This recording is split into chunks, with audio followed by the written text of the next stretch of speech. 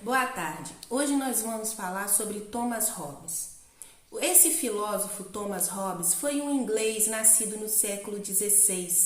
Ele nasceu em pleno contexto da Guerra Civil Inglesa, aonde havia uma disputa entre o rei e o parlamento. Dentro dessa lógica, até então vivia-se o absolutismo, e esse absolutismo pautado no direito divino dos reis.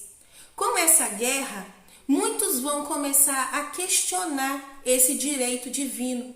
E um dos que vão questionar essa teoria vai ser Thomas Hobbes. Mas ele não vai ficar só no campo da crítica. Ele vai começar a pensar essa sociedade. Ele vai começar a tentar formular uma outra justificativa para esse poder real. Certo? Por isso que ele desenvolveu a ideia do contrato social. Por isso também Thomas Hobbes é considerado um contratualista, certo? Mas por que um contrato social? Ele dividiu a sociedade em dois estágios. Quais seriam esses estágios? No primeiro estágio, a sociedade não existia. O homem vivia em estado de natureza. O que é o estado de natureza? É um estado onde todos vivem em guerra. É um estado de guerra de todos contra todos. Aonde esse homem ele vive solitário. E quando eu digo homem, eu estou falando do ser humano, tá? Esse homem ele vive solitário porque ele não pode confiar em ninguém. E ele vive com medo. Além dele viver pouco e quase sempre ter uma morte violenta. Hobbes acreditava que nesse estado de guerra de todos contra todos, todos eram dono de tudo. Mas ao contrário do que você pode pensar, eles não dividiam o que existia de maneira comunal. Você conquistava aquilo que você queria através da força. E isso é um problema, porque se aqui você é mais forte, lá na frente você pode ser o mais fraco. Então, esse estado de constante tensão não vai ser bom para esse homem, que vai começar a pensar numa outra forma de se organizar. Para isso, esses homens vão se organizar e vão elaborar o chamado contrato social. Então, esse contrato social, ele não é a maneira natural do homem viver. A maneira natural é o estado de natureza. E a gente tem que encarar esse estado de natureza de duas formas. Primeiro, nós podemos pensar nesse estado de natureza relacionando ao homem pré-histórico, ao homem que vivia anteriormente à sociedade. Mas também nós podemos pensar naquele homem que nasce e é criado fora de uma sociedade. Porque se você cria um homem sem lei e sem conhecer os mecanismos de uma sociedade, quais são os direitos, quais são os deveres, o que vai acontecer? Nós vamos ter esse homem vivendo em estado de natureza. Mas voltando para o que a gente estava falando, vai ser elaborado por esses homens um contrato social. Em que consiste esse contrato social? Esses homens, eles se organizam e eles abrem mão da sua liberdade, mas não de toda a sua liberdade. Eles abrem mão de parte da sua liberdade, especificamente da sua liberdade política. Por que ele abre mão dessa liberdade? Porque em troca, aquilo que é criado por essa sociedade, que é o Estado, vai fazer com que haja o quê? Vai fazer com que haja os direitos, as leis, vai fazer com que consiga ter uma parte dessa liberdade garantida.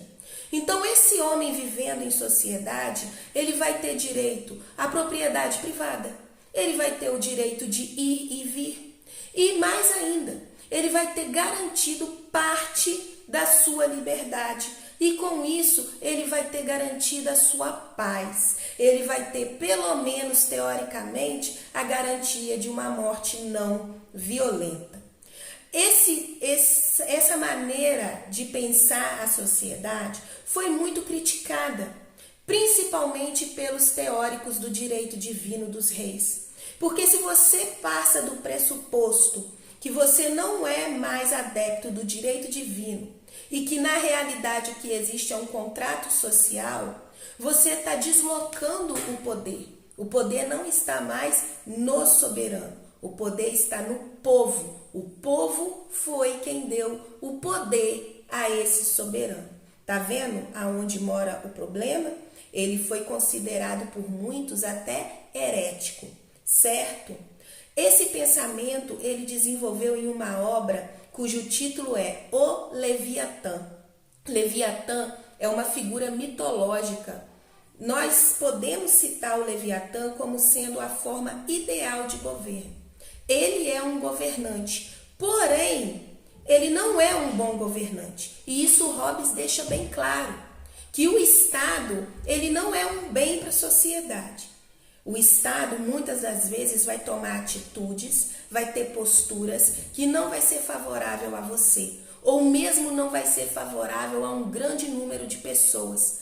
Porém, esse mal é um mal necessário.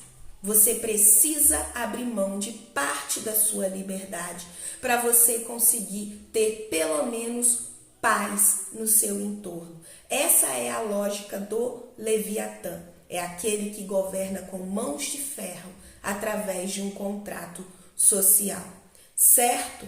Outra coisa, ele acredita que a melhor forma é a monarquia. Não precisa ser necessariamente uma monarquia absolutista. Pode ser um conjunto de pessoas governando, né? Aí a gente cai naquela dualidade que ele estava vivendo na Inglaterra, ou absolutismo ou monarquia parlamentarista. E para isso, o que ele vai definir? Ele vai definir o seguinte, que qualquer que seja essa fórmula, o ideal é que ela fique nas mãos de uma pessoa ou de um único grupo de pessoas. E não que esse poder seja dividido.